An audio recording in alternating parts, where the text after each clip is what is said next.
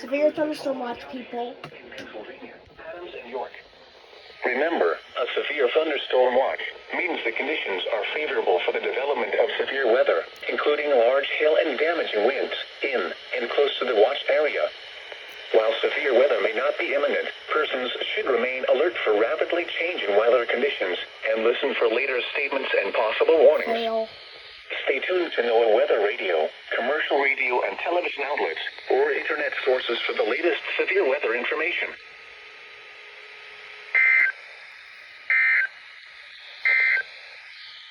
The National Weather Service has issued severe thunderstorm watch number 107, effective until 8 p.m.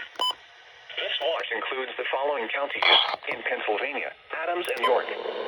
Remember, a severe thunderstorm watch means the conditions are favorable for the development of severe weather, including large...